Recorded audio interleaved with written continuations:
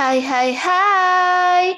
Selamat datang kembali di channel Min Donghua. Kali ini kita akan melanjutkan cerita Donghua, Apotesis. Gak pakai lama lagi, langsung aja kita ke ceritanya. Check it out. Bagaimanapun, rasa sakit bisa membuat orang menjadi gila, dan itu berlangsung lama dan merupakan penyiksaan dengan intensitas tinggi. Kegagalan Loseng untuk menjadi gila dapat dianggap sebagai ketekunannya yang luar biasa. Ketika rasa sakitnya tiba-tiba hilang, Loseng merasa sedikit gila. Setelah setengah tahun, dia akhirnya bisa mengatasi rasa sakit itu.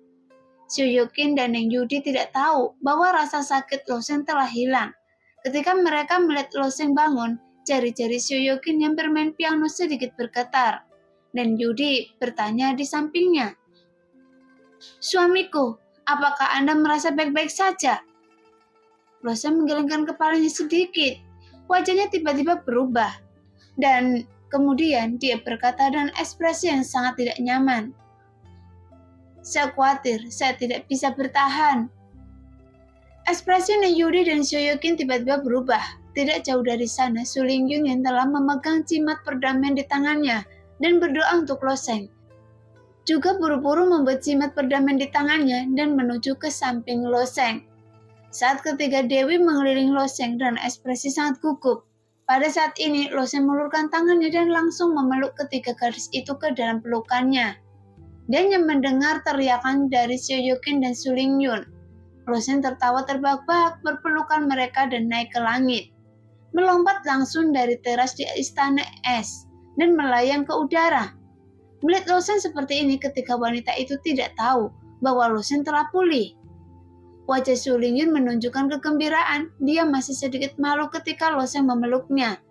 Adapun Shoyokin, dia memeluk Loseng dengan tangan merah mudanya dan terus memarahi Loseng karena terlalu buruk dengan wajah marah.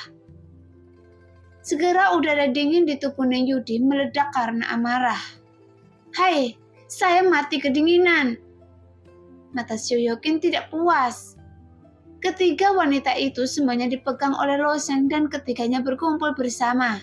Neng Yudi melepaskan udara dingin seperti ini yang secara alami mempengaruhi Su Lingyun dan Shoyokin. Neng Yudi bersenandung, tubuhnya seperti ikan yang berenang dengan cerdas. Dia keluar dari pelukan Loseng dan kembali ke istana esnya. Dalam beberapa bulan terakhir, ketiga wanita itu telah berdamai satu sama lain. Namun setelah Loseng pulih, warna aslinya segera terungkap. Namun Loseng hanya bisa tersenyum pahit, melepaskan Shoyokin dan Su Lingyun, dan pergi ke istana es sendirian untuk menghibur Neng Yudi. Di malam hari, setelah mandi dan berganti pakaian, Loseng duduk sendirian di platform di istana awan. Setelah menahan rasa sakit yang luar biasa ini, Loseng tidak tahu apa yang berubah di dantiannya. Jadi dia menghibur Neng Yudi menunggu lama sebelum dia tertawa, dan Loseng juga tidak berdaya. Sekarang, Loseng telah meluangkan waktu. Dia tentu ingin memeriksa perubahan di tubuhnya. Setelah duduk bersila, Loseng menenggelamkan persepsinya ke dalam dantiannya. Ketika dia memasuki kondisi penglihatan batin, ekspresi terkejut muncul di wajahnya. Sebelumnya, dantian Loseng diisi dengan yuan sejati yang dicairkan. Dan yuan sejati Loseng cukup istimewa, karena yuan sejati yang dicairkan sangat kental. Tetapi sekarang, setelah diselidiki, dia menemukan bahwa yuan sejati di dalam dantian telah hilang sama sekali. Bahkan, tidak ada jejak energi sejati di tubuhnya. Dia digantikan oleh garis-garis energi abu-abu yang kacau. Berhasil. Apakah saya benar-benar menggunakan energi kekacauan untuk menggantikan esensi sebenarnya? Gumam Loseng. Pada saat ini King Long berkata dengan santai, "Energi kekacauan. Hei, orang yang melampaui jalan surga ini benar-benar telah melakukannya. Dia menggunakan dantiannya untuk merebut ciptaan langit dan bumi dan menyediakannya untuk budidayanya sendiri. Ini adalah aturan besi di alam semesta yang bahkan Tian Xun tidak dapat melompati belenggu ini. Saya tidak menyangka Loseng akan mempraktekkan teknik aneh seperti itu. Benar-benar tidak dapat diprediksi." King Long tidak bisa menahan guncangan kepalanya saat dia mengatakan ini. Pada saat ini, Lo Sheng menunjukkan keraguan. Tetapi, menurut tingkat budidaya prajurit, alam hidup dan mati mencairkan esensi sejati. Alam laut dewa membuka laut dalam, dan alam dewa memperkuat esensi dan membentuk makhluk di dalam tubuh. Energi kekacauan ini telah menggantikan esensi sejati. Jadi bagaimana jika saya... King Long menggelengkan kepalanya dan berkata, hal seperti ini belum pernah terjadi sebelumnya. Ini di luar kemampuan saya untuk memahaminya. Jadi bagaimana saya bisa menjawab Anda? Belum lagi King Long tidak dapat mengetahuinya. Saya khawatir bahkan penguasa istana yang menyimpulkan teknik rahasia kekacauan ini tidak dapat menjawab pertanyaan Lo Sheng. Karena dia belum mempraktekkan teknik rahasia kekacauan ini. Karena teknik ini hanya sepenuhnya disimpulkan dan itu masih tergantung. Seberapa jauh Lo Sheng dapat melangkah di masa depan, bahkan mungkin tidak dapat dikatakan oleh dewa. Namun King Long kemudian berkata, terlepas dari kenyataan bahwa energi kekacauan ini ada di luar alam semesta, ini adalah keberadaan yang sangat berbahaya bagi semua makhluk di alam semesta. Menurut legenda, segala sesuatu diubah oleh kekacauan, tetapi Anda mampu menggabungkan dan memasukkannya ke dalam dantian. Jadi pasti luar biasa, tapi bisakah energi kekacauan ini benar-benar menggantikan energi sebenarnya? Bagaimanapun prajurit mengembangkan energi sejati dalam dantiannya untuk menggerakkan keterampilannya. Sekarang esensi sejati dalam tubuh Lo Sheng telah sepenuhnya hilang, digantikan oleh energi kekacauan. Dengan kata lain, teknik yang perlu dipraktekkan Lo Sheng sama sekali tidak cocok. Mendengar pernyataan yang diajukan oleh King Long, hati Lo Sheng sedikit melonjak, karena apa yang dikatakan King Long masuk akal.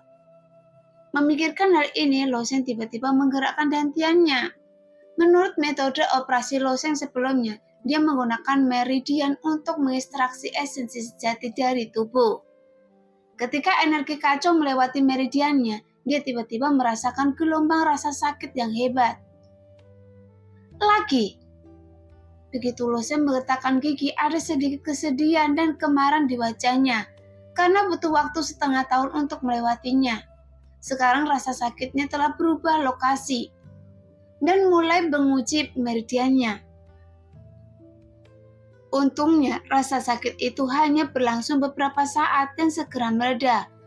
Kemudian Lo Sheng mulai menggerakkan energi aslinya, dan dengan sedikit lambaian ke arah depan, energi kekacauan yang kuat muncul dari telapak tangannya. Hukum api. Lo Sheng belum pernah mempraktekkan teknik hukum api, tetapi mengaktifkan hukum api saja sudah sangat mudah baginya. Luar.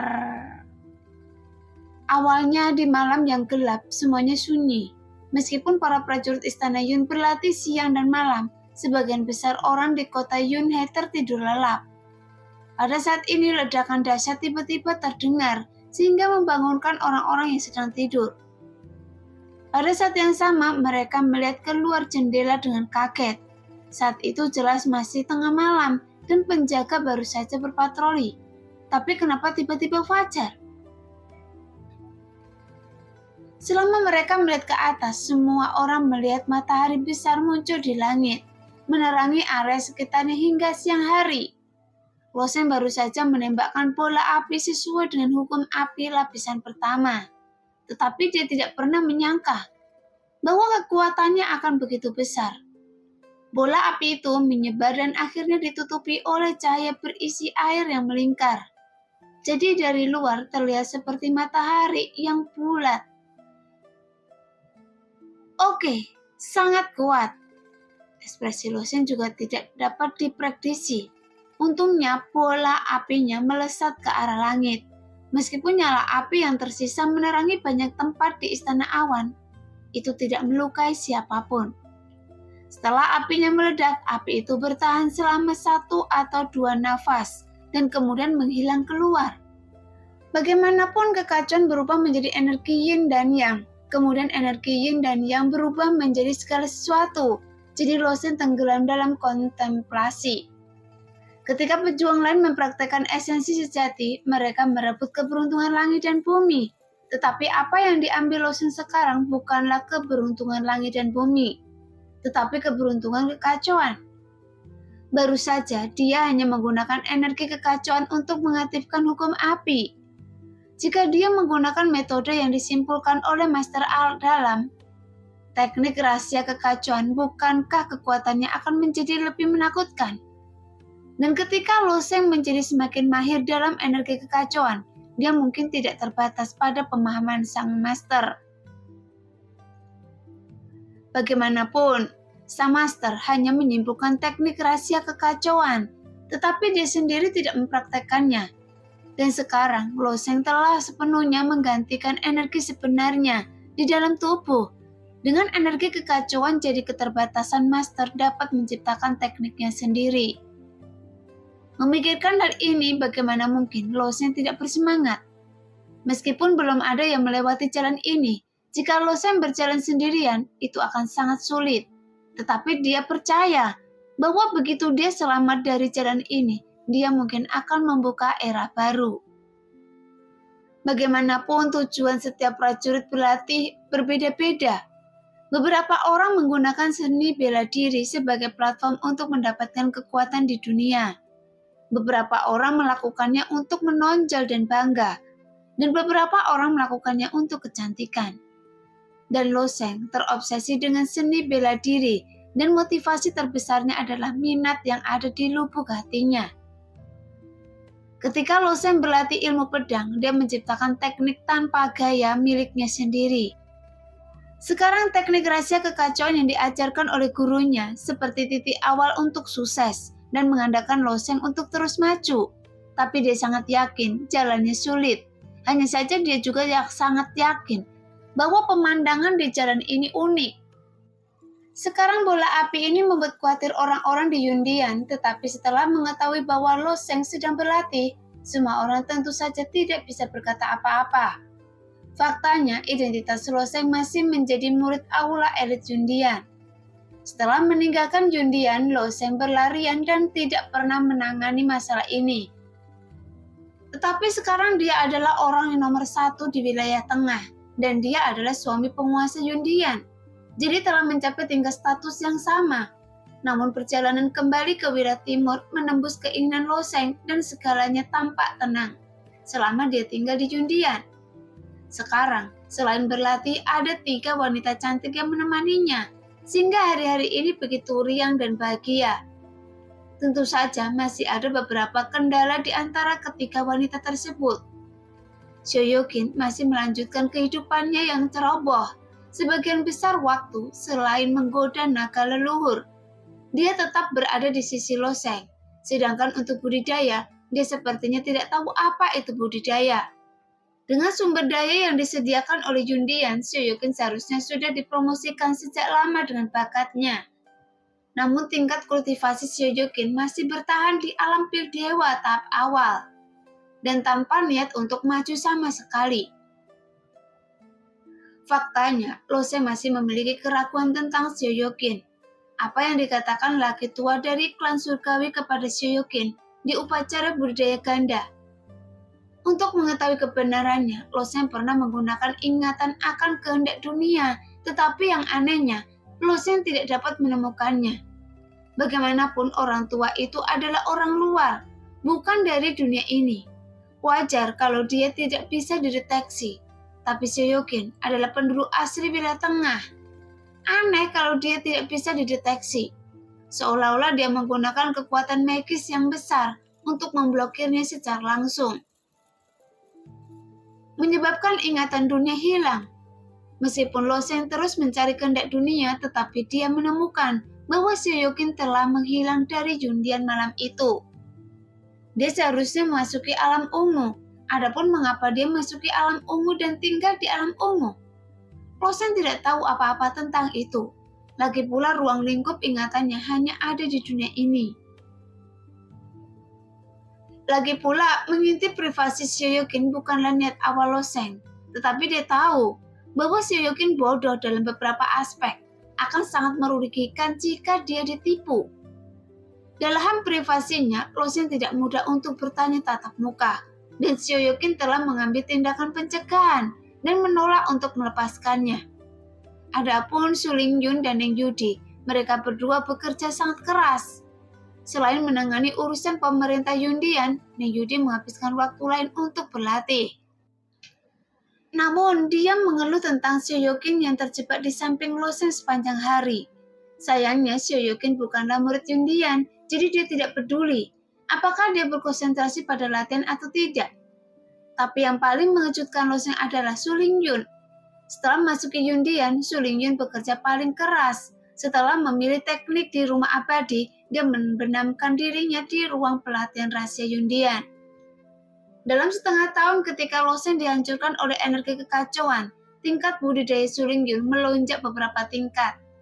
Dari alam dewa penerangan tingkat ke-4 ke alam dewa penerangan tingkat ke-8. Belum lagi ini, budidaya Su Lingyun levelnya sudah mencapai level ke-8. Setelah mencapai level iluminasi tertinggi, dia akan menyusul Sioyokin, dan tingkat kultivasi Lo Sheng juga meningkat dari hari ke hari. Segera setelah itu, Lo Sheng mengalami bencana hidup dan mati yang kedua. Kali ini bencana hidup dan mati datang dengan dahsyat.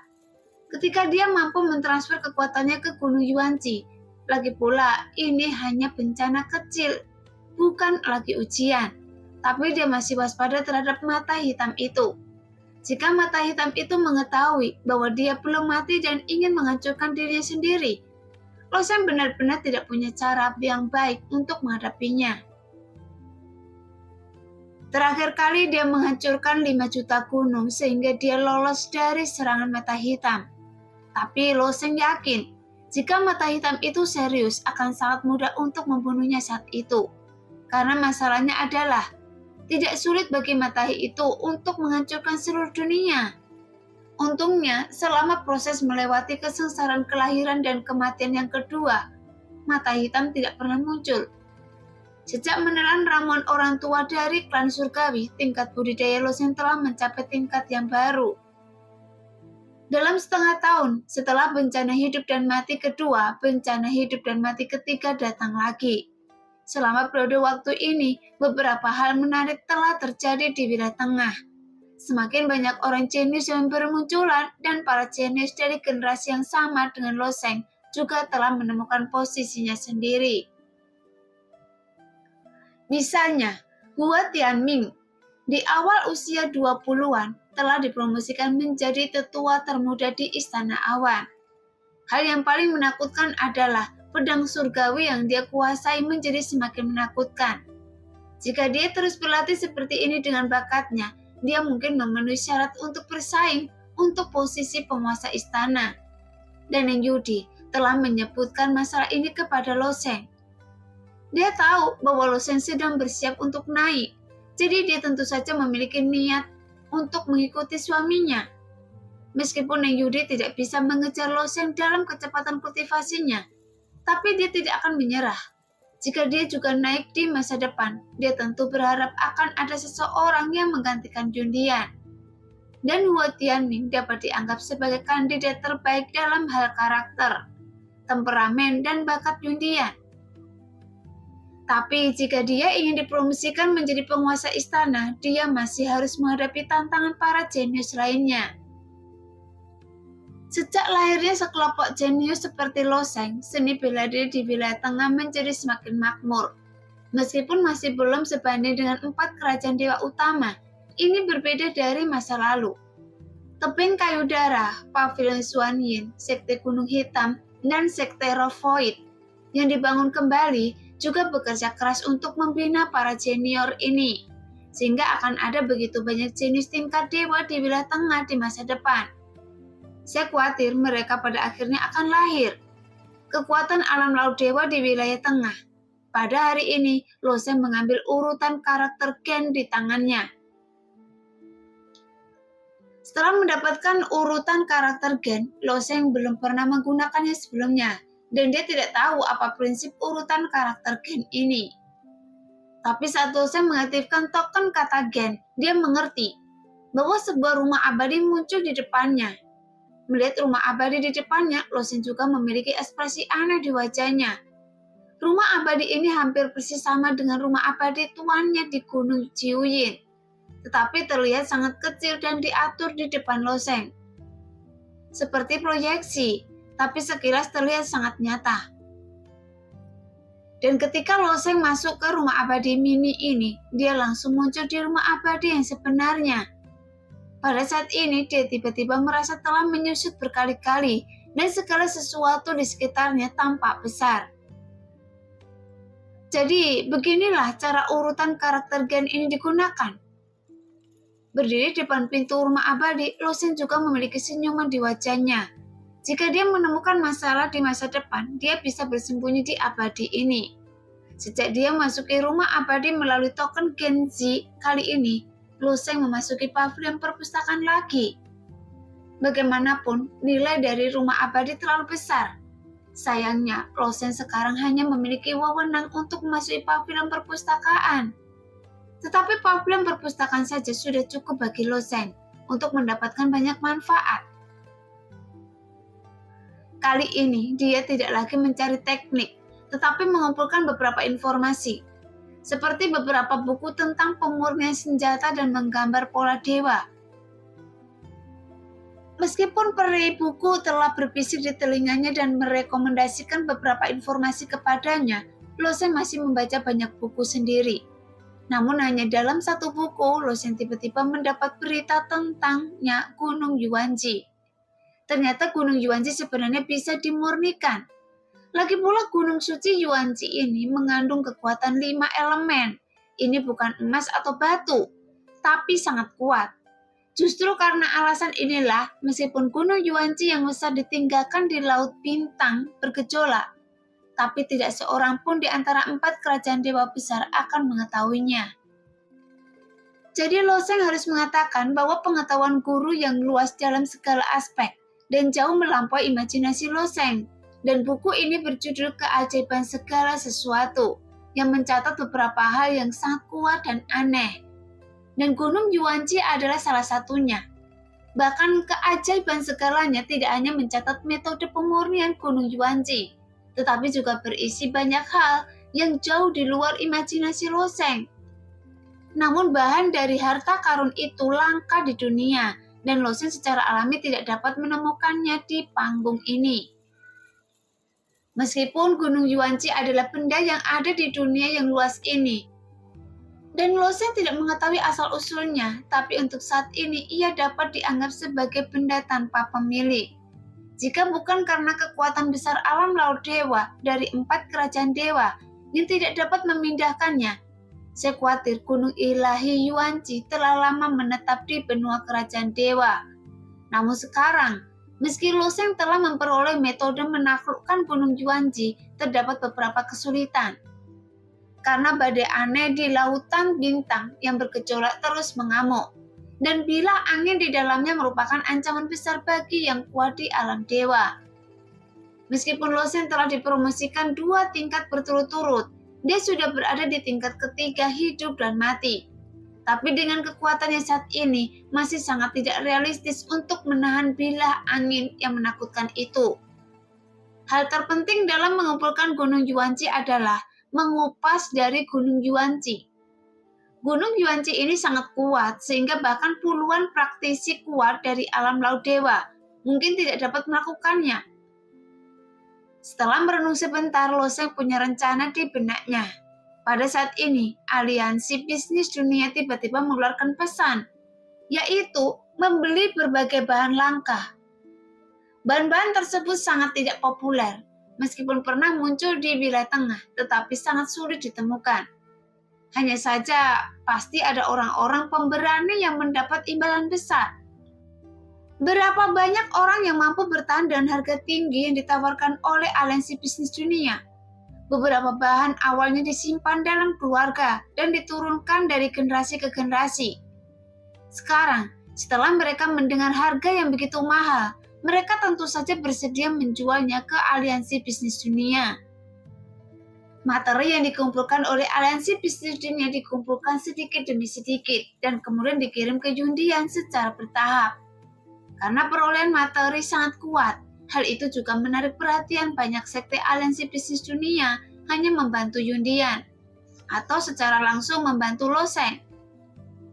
Tapi apa gunanya hal-hal yang diinginkan Loseng ini? Tidak ada yang tahu. Ada rumor bahwa Loseng membantu Yundian membangun formasi pelindung sekte super. Dan ada juga rumor bahwa Loseng sedang bersiap untuk menyerang alam laut dewa. Hanya saja rumor tersebut tidak tahan untuk dicermati. Yundian sekarang memiliki formasi pelindung sekte, dan Loseng serta Nengyudi adalah tokoh teratas di wilayah tengah. Adapun menyerang alam laut dewa itu bahkan lebih tidak masuk akal. Saat ini, Loseng hanya berada di alam hidup dan mati tingkat ketiga, dan masih jauh dari alam laut dewa. Sebenarnya, Loseng memang membuat pola dewa, karena menurut catatan dalam keajaiban segala sesuatu, menaklukkan Gunung Yuanji dibagi menjadi 3 langkah. Yang pertama adalah memampatkan ke dalam ruang yang sangat kecil, dan yang kedua adalah untuk menggunakan 5 elemen untuk menekan seluruh Gunung Yuanji, dan langkah ketiga adalah mengumpulkannya. Sekarang, Loseng sedang melakukan persiapan awal. Oleh karena itu, waktu Loseng mulai menjadi sempit lagi. Pada siang hari, dia menyiapkan materi dan membuat pola dewa. Sedangkan pada malam hari, dia berkonsentrasi pada latihan. Dengan silih bergantinya siang dan malam, 3 bulan berlalu. Sosok Loseng muncul di laut paling selatan di wilayah tengah. Kali ini dia pergi ke lautan bintang bergejolak untuk mengumpulkan Gunung Yuanji. Nengyudi dan Shoyokin bersikeras untuk mengikuti, tetapi mereka ditolak mentah-mentah oleh Loseng. Meskipun kekuatan Nengyudi telah meningkat pesat, dia masih belum cukup untuk menghadapi bila angin di lautan bintang yang bergejolak. Bila angin dapat berisi hingga 5 lapisan kekuatan hukum angin. Tubuh senjata sucinya mungkin akan langsung hancur berkeping-keping jika dilemparkan ke bila angin hitam itu. Tapi setelah memiliki keinginan dunia, Loseng juga mencoba mencerna kenangan di benaknya. Loseng mengetahui banyak rahasia di dunia. Misalnya, di utara kerajaan dewa, di benua liar yang luas itu, sebenarnya terdapat beberapa binatang buas yang sangat kuat, dan bahkan beberapa ras yang sangat kuat. Namun budaya benua liar itu sangat terbelakang, berkali-kali lebih kacau. Contohnya, adalah di pojok dunia pernah ada sebuah peradaban yang megah. Peradaban tersebut hancur setengah juta tahun yang lalu. Alasannya adalah karena melibatkan menara dosa dan perselisihan antara orang-orang kuat di dunia atas. Hanya kekuatan yang lolos yang menghancurkan seluruh peradaban, dan benua itu tenggelam ke dasar laut. Namun tidak peduli bagaimana Loseng mencari, dia tidak dapat menemukan ingatan tentang lautan bintang yang bergejolak. Bagaimana badai itu terjadi dan apa yang ada di pusat badai itu sesuatu yang aneh terjadi. Dan di balik area ini ada sekelompok makhluk bayangan. Kekuatan makhluk bayangan ini sedemikian rupa sehingga bahkan orang-orang kuat dari klan surgawi pun takut pada mereka. Mengapa mereka berkeliaran di balik dunia yang luas ini? Apa dampaknya terhadap dunia yang lebih luas? Ini juga merupakan misteri yang belum terpecahkan. Lagi pula, Loseng tidak memiliki kemampuan untuk mengungkap misteri itu sekarang. Yang dia inginkan sekarang hanyalah membawa Gunung Yuanji ke dalam sakunya sendiri. Begitu dia memasuki langit di atas lautan bintang yang bergejolak dan memasuki lingkup badai angin kencang sudah menyapu. Air laut tersedot ke angkasa oleh badai yang dahsyat, bagaikan naga air menghubungkan lautan dan langit. Segera sosok kecil Loseng bergegas di antara naga air. Tepat di luar badai sudah banyak bila angin menyapu ke arah Loseng. Bila angin ini berwarna hijau muda dengan permukaan putihan. Hanya ada 1 lapisan hukum angin yang terkandung di dalamnya. Beberapa bila angin cian mengandung 2 lapisan hukum angin, tetapi tidak menimbulkan ancaman besar bagi Loseng. Jadi dia tidak perlu mengelak, membiarkan bila angin ini mengenai tubuhnya. Karena bahkan tanpa menggunakan transfer kekuatan, bila angin ini tidak dapat menyebabkan kerusakan pada Loseng. Melawan bila angin ini, kecepatan Lo Sheng menjadi semakin cepat dan dia berlari ke depan. Tetapi tujuannya bukanlah di mana Gunung Yuanci berada. Melalui ingatan dunia, Lo Sheng telah menemukan bahwa Gunung Ilahi Yuanci terletak di sebelah barat lautan bintang yang bergejolak. Dan Lo Sheng sekarang menuju ke selatan langsung menuju ke pusat badai. Sebaliknya, bukan ke arah Gunung Ilahi Yuanci. Dia terbang menuju pusat badai bukan karena dia ingin menjelajahi misteri pusat badai. Tidak peduli misteri apapun yang ada, itu bukanlah sesuatu yang bisa dipecahkan oleh Lo Sheng. Jadi jika tidak hati-hati, Lo Sheng bisa terjerumus ke dalamnya. Tetapi jika dia ingin mengumpulkan Gunung Yuanci, langkah pertama adalah mengupas Gunung Yuanci dari bawah. Dan Lo Sheng tidak mungkin melakukan ini dengan kekuatannya saat ini. Tetapi dengan bantuan kekuatan badai, hal itu mungkin terjadi. Karena meskipun kekuatan bila angin ini konyol, tapi Lo Sheng mampu mentransfer kekuatan bila angin ini ke Gunung Yuanci melalui transfer kekuatan. Meskipun satu bila angin tidak cukup untuk mengupas Gunung Yuanci, tapi bagaimana dengan 100.000 bila angin atau 1.000.000 bila angin? Setelah sepenuhnya mentransfer kekuatan bila angin ini, dia tidak percaya bahwa dia tidak dapat melepaskan dasar Gunung Yuanci. Setelah Lo Sheng pergi lama, dia akhirnya menemukan metode seperti itu. Saat Lo Sheng maju menuju pusat badai, bila angin yang dia hadapi menjadi semakin ganas. Secara bertahap, beberapa bila angin yang berisi 3 atau 4 tingkat hukum angin muncul di sekitar Lo Sheng. Warna bilanya berangsur-angsur berubah dari cahaya hijau ke cahaya hitam. Itu tidak cukup. Bila angin ini cukup untuk menimbulkan ancaman fatal bagi saya, jadi tidak bisa mengguncang Gunung Yuanci. Melihat bila angin menyapu ke arahnya, Lo Sheng berpikir ringan. Dia telah mencapai dasar Gunung Yuanci, namun kekuatan bila angin tidak berpengaruh pada Gunung Yuanci. Bahkan tidak ada jejak yang dihasilkan. Terus bergerak maju. Saya harus mencari bila angin hitam itu. Mata Lo Sheng tertuju dan dia terus bergerak maju terbang. Dan bila angin hitam pertama muncul. Nah, demikianlah cerita hari ini. Terima kasih yang sudah menonton video Min Earth sampai selesai. Sampai jumpa di video selanjutnya. Bye-bye.